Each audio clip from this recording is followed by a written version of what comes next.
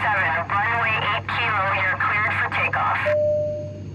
This is your captain speaking. If you love travel, and we know you do, buckle your seatbelts and keep your tray tables in the upright position. You should be seeing the illuminated fun signs throughout the aircraft, because we're about to take off on a chat of epic proportions. Welcome to Tray Tables and Time Zones, the podcast where travel isn't just about taking vacations. It's about enriching your life. We'll dive into the highs, the lows, and the downright absurd moments that come with exploring the world. Whether it's food poisoning on a long-haul flight, trekking to Mount Everest Base Camp, or traveling to Disney parks worldwide, we cover it all. Serious at moments, but mostly we're here to laugh and share some brutally honest travel stories. So let's do it, one time zone at a time. This is Tray Tables and Time Zones, and this is your host, Josh Bogle. What's up, everybody? Welcome back to another episode of Tray Tables and Time Zones. I'm your host, Josh Bogle. And on this episode, we take a look at Disney with a passport by looking at the two parks that I've been to outside the U.S., Disneyland Hong Kong and Tokyo Disney Resort. Now, as you guys know that listen to the podcast, I'm a huge travel nut. I mean, this podcast is about travel, so obviously I love to travel. And another one of my loves, again, as you guys well know, is Disney. So being able to combine them in this form into international travel for Disney is a pretty awesome combo, at least for me, because I get to do a bunch of things that I really, really enjoy all at the same time. Now, Disney has 4 parks outside of the United States. One is in Paris, one is in Shanghai, one is in Tokyo, and one is in Hong Kong. So I have been to all the U.S. Disney parks, and then I have been to Hong Kong Disney and to Disney Tokyo Resort. I haven't been to the other 2 yet. They are on the books to go at some point, but they just haven't been included in my travel yet. One thing I will say right off the jump about going to the parks internationally is that, for me at least, I think the smart move is to plan Disney as part of a larger trip, right? Because especially if you're in the United States, but I mean, if you're in Europe or wherever, more than likely the flight into Asia are pretty long flights. And so you want to take advantage of having to, 1, spend the money to buy those plane tickets, and 2, maximize your time while you're there. And so for me, I've always thought of the parks as being a part of a trip, but not the sole reason for the trip, right? And this is especially true with Hong Kong Disney, because even though it's a fabulous park, it is quite small. All right. It's really small. It's kind of off by itself in that it's between the city and the airport, right? It's kind of off in its own little thing. So unless you're staying at the resort for Disney, then it's a bit of a hike in from Hong Kong, the actual city part, out to the park. And then the vice versa is that if you're staying at Hong Kong Disney, it's a bit of a hike into Hong Kong to see the other good things, right?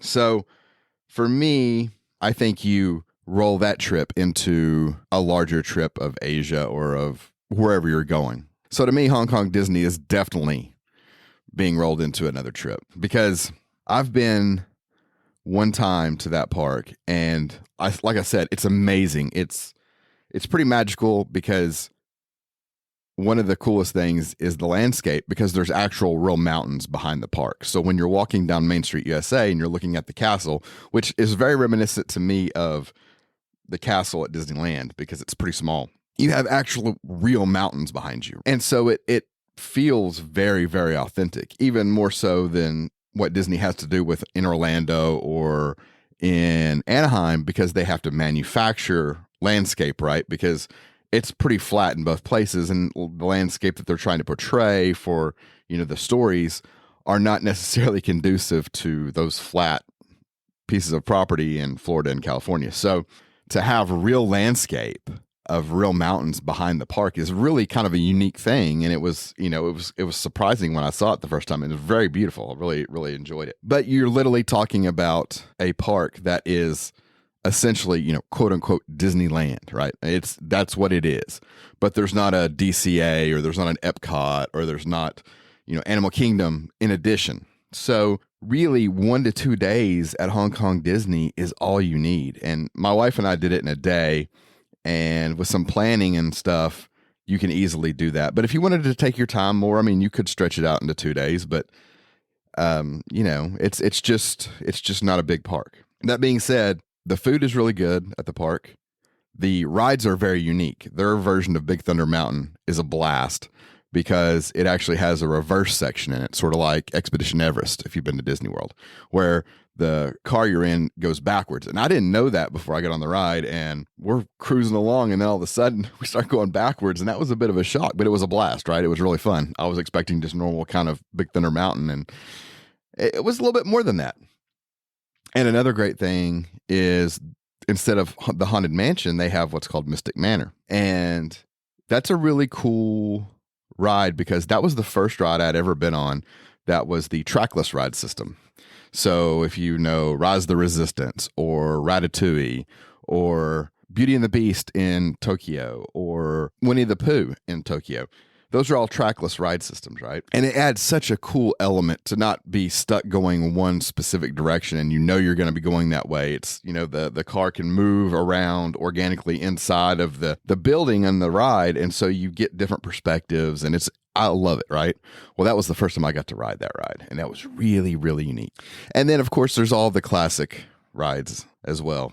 Space Mountain, It's a Small World, things like that. It feels very familiar, of course, which it should. It's a Disney park, but it has, a little bit of an Asian element. The food is different. It's very compact, like I said, so you can get a lot done quickly. They did not have the new Frozen area when I was there, so I haven't seen that yet. But again, it's such a cool park, and it's such a unique experience. And if you're into Duffy is a very big player in Hong Kong. And so you can kind of get your Disney Duffy mix at Hong Kong. And I'll talk more about that once we get to Tokyo as well. But anyway, I would definitely recommend going, but I would recommend going to Hong Kong Disney as part of a larger trip.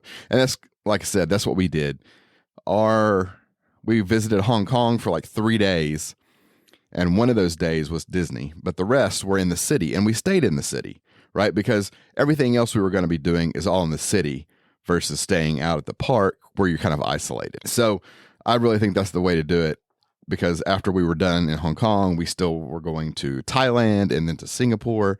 And so it felt like the flight was justified because we got to do a bunch of different things while we were there.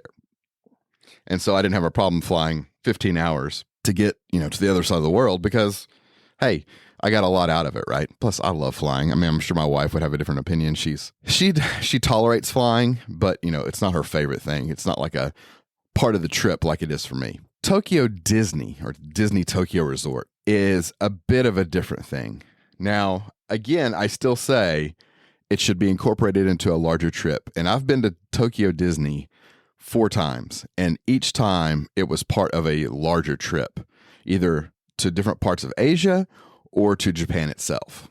Tokyo Disney Resort, my favorite Disney park in the world. It's that good.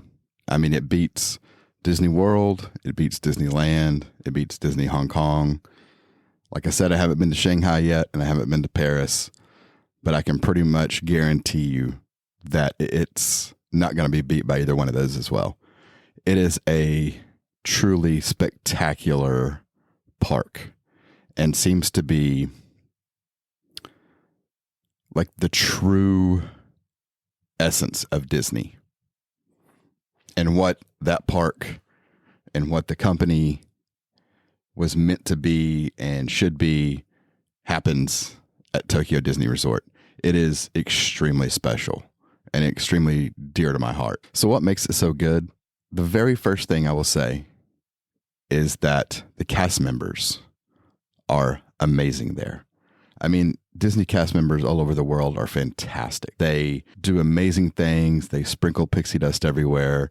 They almost universally are happy and helpful and enjoyable to be around. But if you've been going to the parks for a long time, and I have over several decades, you begin to see it's not a change, it's just a shift. It's a little ripple of change in the way guests are treated or are taken care of, I guess should be the better word.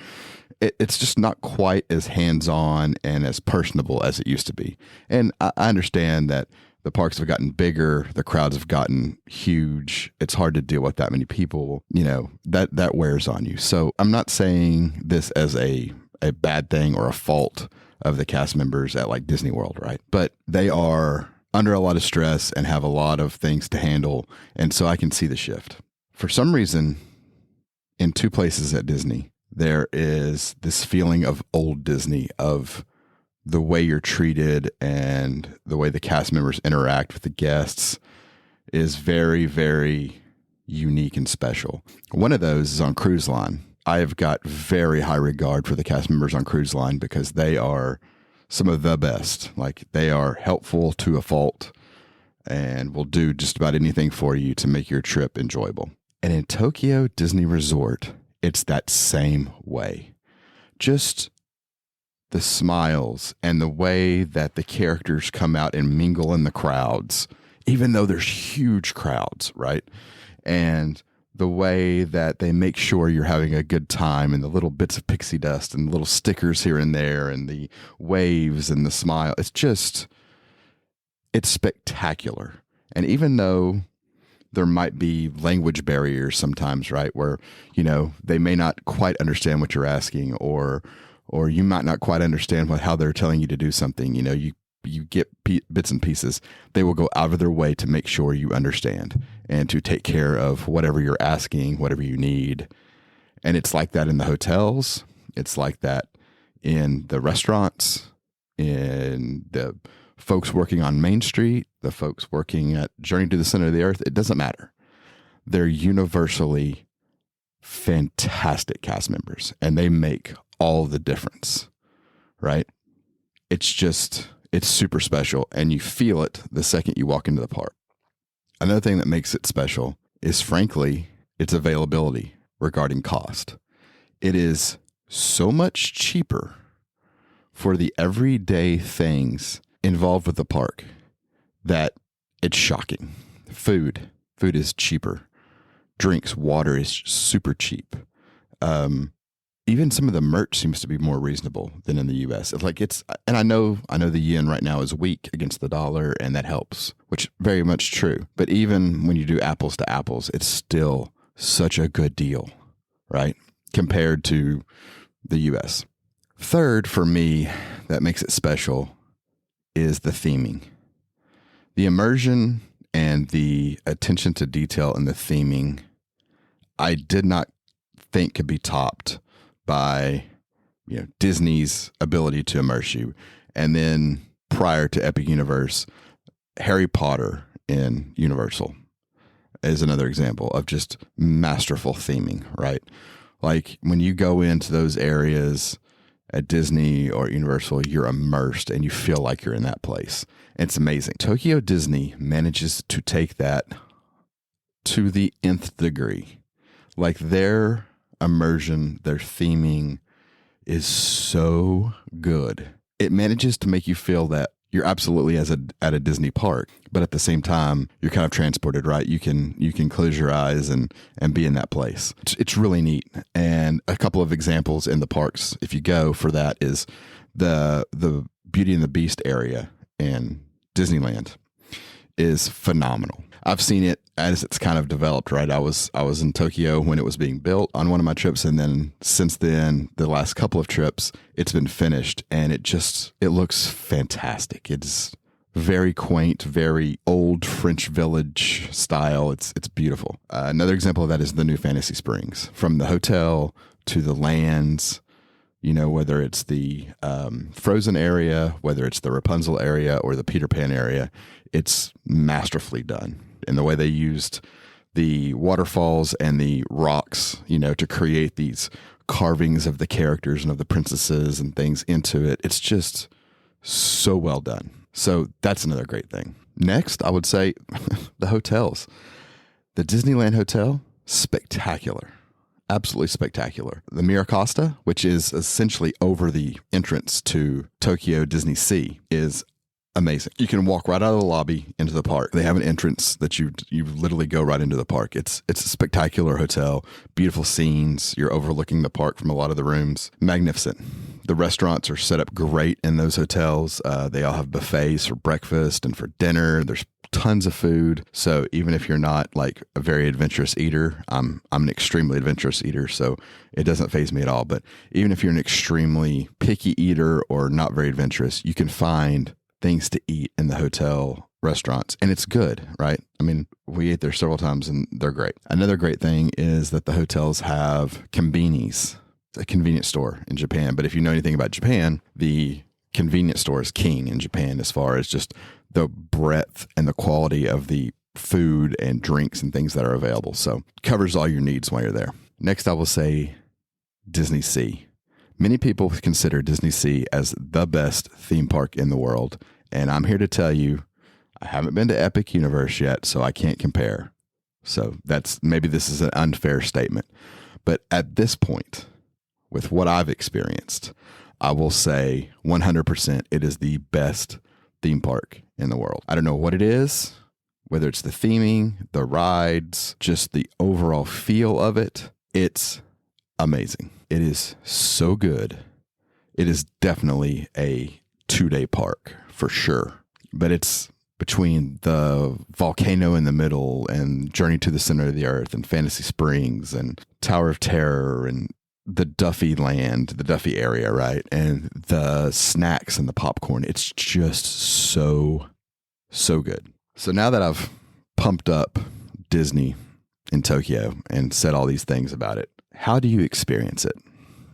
I've got a couple of ways, and I'll tell you what I think is the best route to go.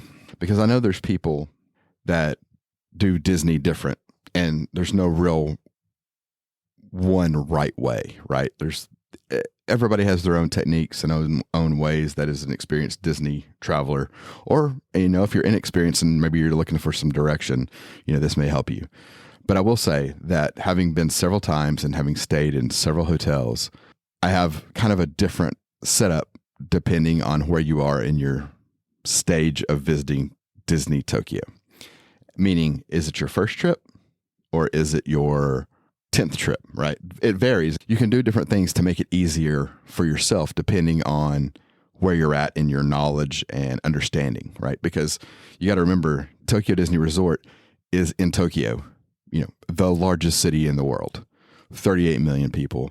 It has everything. It's busy. It's beautiful. It's amazing. But there's a lot of people and a lot of things happening around you. And so depending on your comfort level in that as well, it can affect how you want to handle your trip to Disney in Tokyo. So here is my suggestion. If you're traveling with your family and it's your first time, they have vacation packages, and I would highly, highly recommend them. So I had been to Tokyo Disney Resort twice before we planned a big family trip. Myself, my wife, and my 2 kids. And Disney was going to be a part of it, but it was a larger trip to Japan, right? We were going to Tokyo, we were going to Kyoto, we were going to Nara. So we were making several stops, but as part of the trip, a couple of the days in Tokyo were carved out for Disney. And so we did the vacation package because, again, we had the kids with us. My wife was with me for the first time. And so we wanted to basically have everything set up as much as we could to make it as easy as possible. And we're not, running around chasing Premier Access or anything like that. So we did the 3-day, 2-night, I think it was 3-day, 2-night. Yeah, it was 3-day, 2-night stay. And then we added on a day at the Toy Story Hotel to try it out. Let me just tell you, that package is fantastic. It's an amazing deal because what it does is it gets you your rooms, it gets you your meals, it gets you some special items like a special edition popcorn bucket and drinks in the parks. and little gifts. And then it also gets you your tickets to the parks. It plans your days, right? So you'll have a one day ticket for Disneyland, and then the next day will be Disney Sea, and then the next day will be Disney Sea. When we went, it was Disney Sea with Fantasy Springs because they were still limiting access into Fantasy Springs at that point. It includes everything. And another nice thing it does is it allows you to pick rides to have premier access on, right? So basically you can walk right up and get right on the ride. And you can time those, right? You can set the time and you can set the rides. You know, they have a list of everything you can get, and you can set it for each park. So before we even stepped in the park, we knew what hotel we were going to be staying at, where we were going to be eating dinner, where we were going to be eating breakfast, what parks we were going to on what days, what rides we had to plan to be at because we had reservations for, and any character meet and greets that we wanted to do. We didn't end up doing any of the planned ones, but you could have that set up as well. So it's a very efficient way of doing things, right? If you've got a bigger group or if it's your first time, just do that and make it easier on yourself. And then after that first trip, once you understand how everything works at Tokyo Disney and how, you know, to plan your day and how to plan for crowds and what rides you really like and what you want to go on and you can focus on more, then you can more freelance it later because you have the knowledge at that point, right? But the vacation package is so worth it. I would do it again in a heartbeat. And I pretty much know what I'm doing. I've been enough now to where I feel like I'm pretty experienced. But, you know, if my family and I were going again, I'd probably absolutely do the vacation package because it's just so nice. And when you're traveling on a larger trip, like what I'm suggesting you do, it's nice to have some of those moments where things are just easy and things work the way they should, right? And that's what this was, is that I knew, you know, at whatever, 6:30, we were going to go have dinner in Sherwood Gardens at the Disneyland Hotel, right? And then the next night I knew we were going to go have dinner at, you know, whenever, 6:15 in Miracosta, right? It's just so nice to have that in the kind of chaos of a trip, to have that knowledge that you have everything set up and you don't have to worry about anything. It's kind of how it is on a cruise ship, right? Everything's kind of done, right? You know when you're going to go have dinner, you know that you have this plan that there's this trivia here, this bingo here, or you're going to go up to the pool here, or whatever. It's kind of the same thing, which makes it very, very nice. But let's say it's just you and your wife, or you and one of your kids, or it's your whole family, but you don't feel like you need the vacation package. Well, great. Then you can do it, you know, bit by bit. You can get your tickets over here. You can get a hotel, you know, separate from that. You can do it however you want, but now you know, right? Because you've already been, you understand how to do it. And I will say Disney has several hotels that they own: Miracosta, Fantasy Springs, Tokyo Disney Sea, and a couple others. They're right next to the parks, right? It's Disney hotels like you would expect. They also have something very similar to like in Disney World, where they have partner hotels. So these are hotels that are close to Disney, but are not owned by Disney, right? And this last trip, that's what I did. I stayed in the Oriental Hotel, Tokyo Bay. Now, the cool thing about this is that it is a partner hotel with Disney. And so they have a dedicated shuttle bus that goes back and forth between the hotel and Disney. And it's, I don't remember what it was, maybe a 7-minute ride on the bus to it. But this hotel is located one train stop from the Maihama station, which is the main station at Disney World. So not only do you have bus options to get back and forth to the parks, but you can also take the train, and it's one stop. And let me sweeten the pot for you again. The hotel is connected to the train station.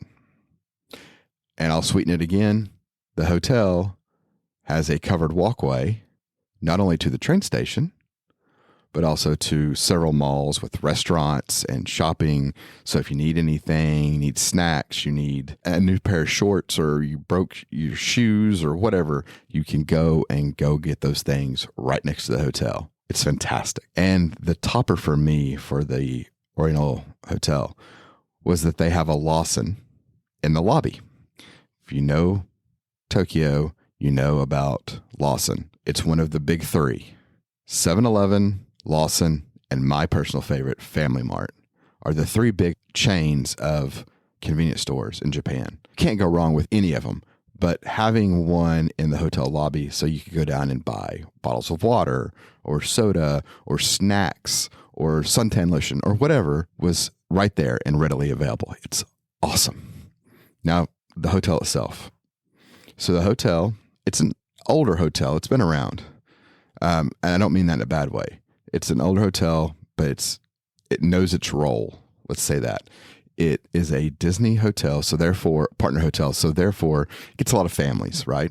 And a lot of people that may not be from Japan. They cater to that and make it very easy to check in, go to dinner, whatever.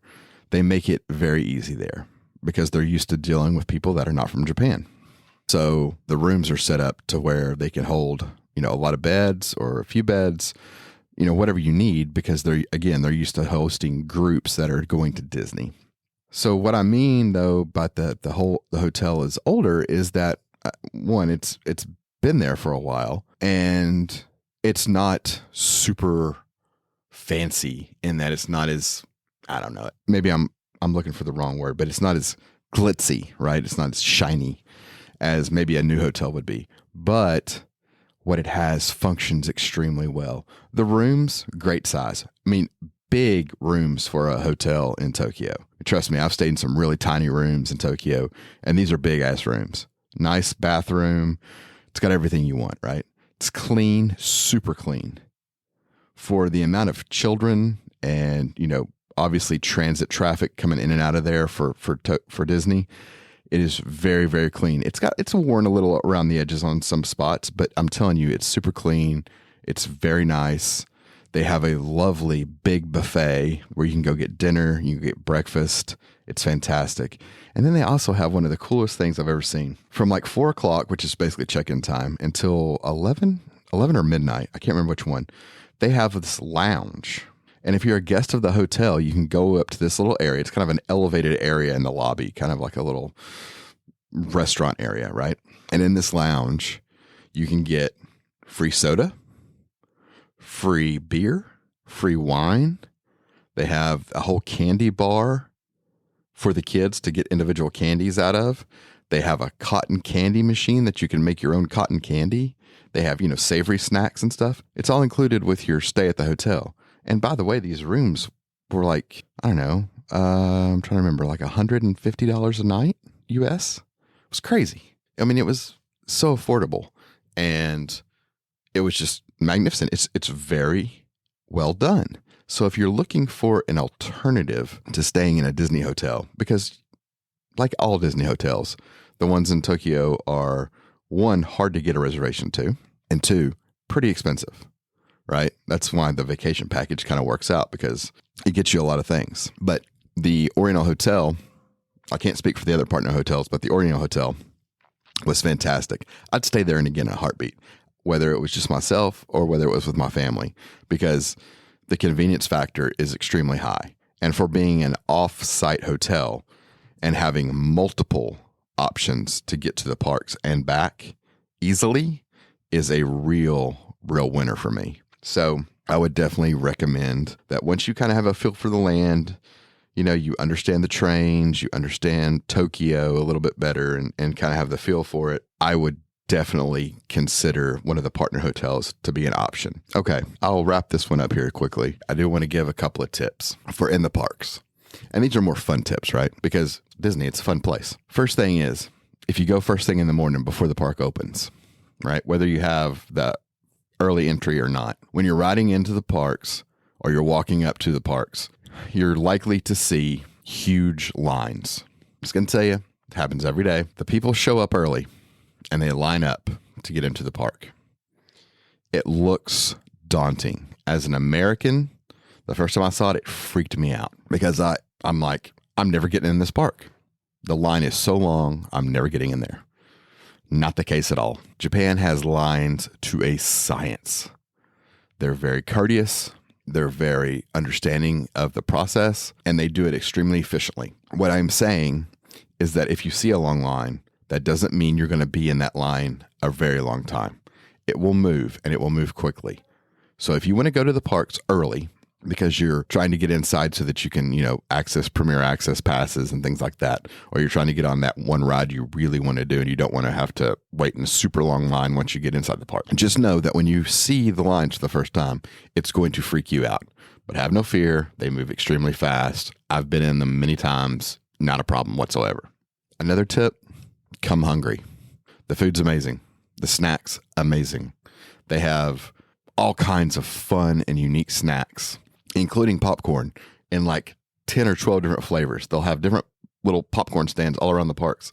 And one might be chocolate. One might be strawberry. One might be garlic shrimp. I'm kidding you not. One might be Japanese curry. One might be black pepper, caramel. They have tons of different flavors.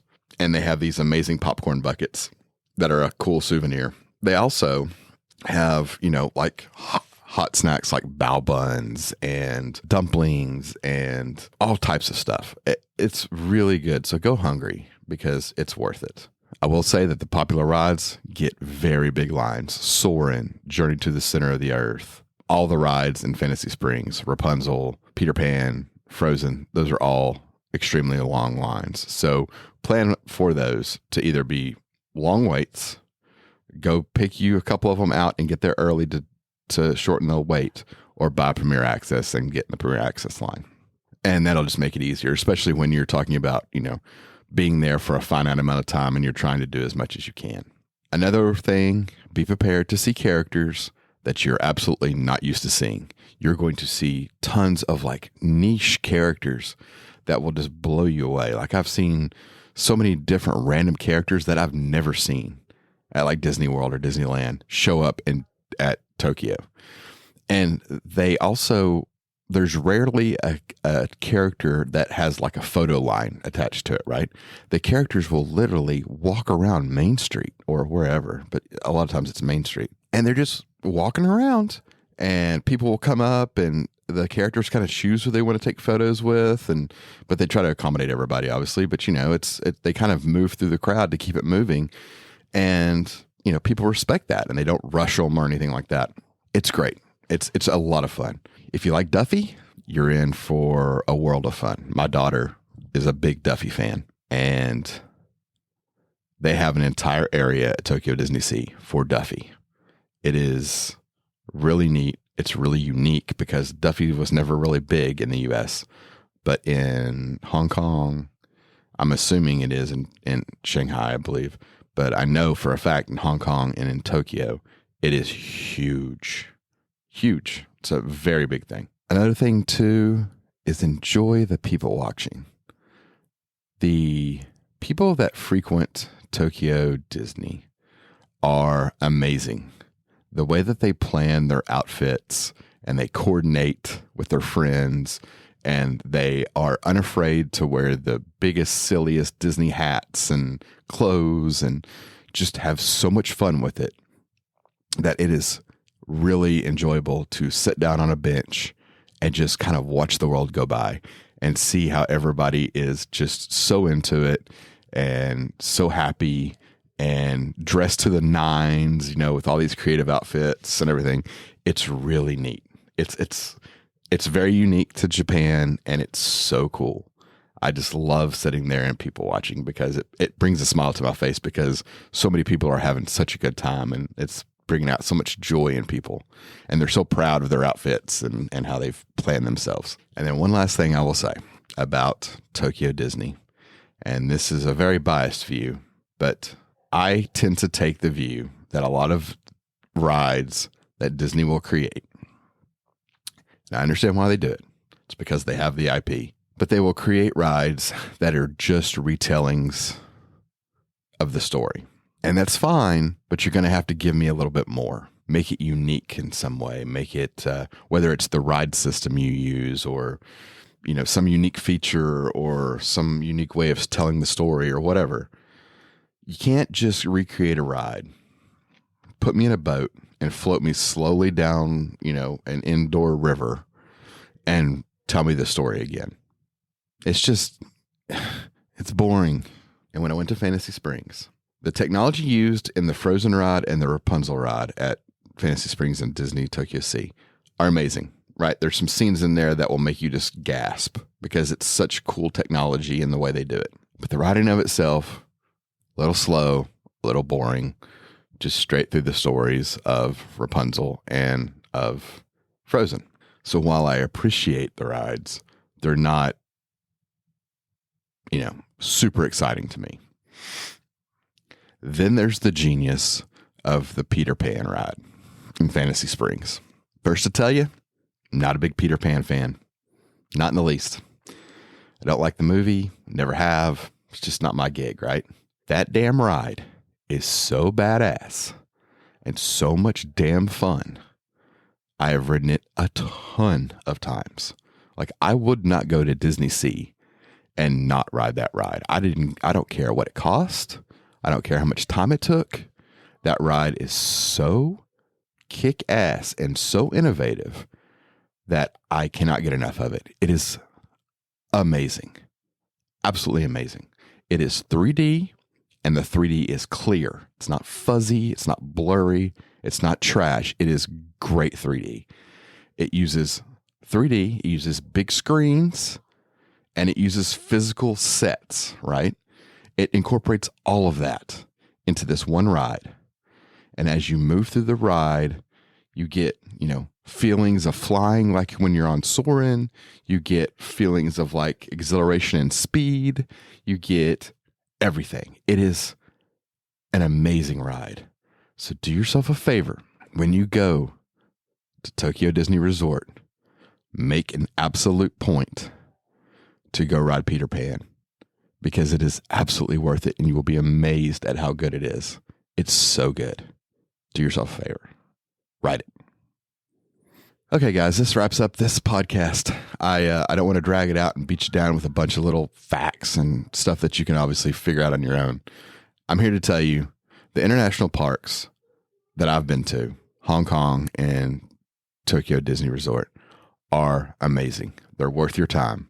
Make them a part of a bigger trip and experience Asia for all its glory, because there's so much to see in that part of the world, so much to do, so many experiences that I would hate for you to fly all the way there and only get to do Disney.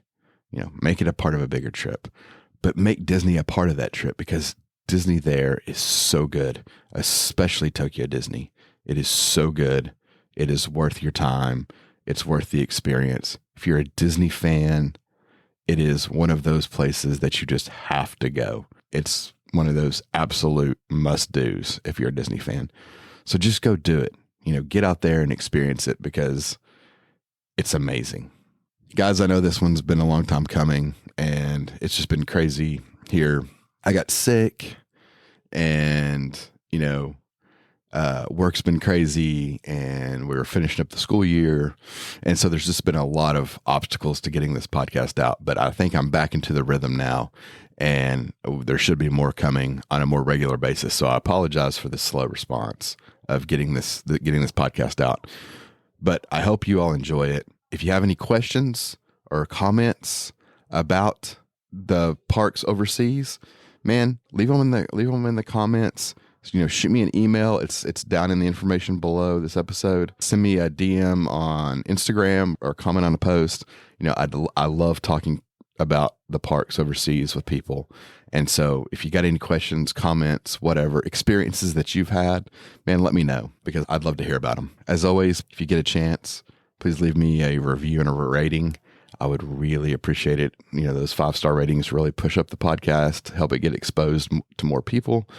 And, your comments are, again, always super appreciated. And I love hearing from them, and I love getting to read them. Be sure and follow us on Instagram. That is the number one social media I tend to use for this podcast. And so I post a lot of photos and things like that from trips on there. So if you want to see some cool photos and some cool places, check out the podcast Instagram page. It's also linked down below. lastly, if you get a chance and you know somebody that likes to travel and wants to hear more about these types of experiences, then, please let them know about the podcast so that they can check it out, and hopefully they'll like it and subscribe as well. But everyone, thanks so much for listening. I really appreciate it.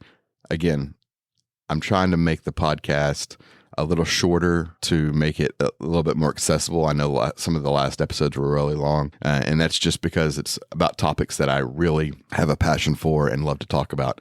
So this one's a little shorter. I'm getting better at it. I'll continue to get better and more concise, but I appreciate y'all's patience with me on this because I love doing the podcast. It's so much fun, and it's good to get to share these experiences with everyone, and I hope you will feel free to share your experiences with me. Anyway, thanks for coming with me on this journey, and I'll see you in the next episode. Thanks. Bye.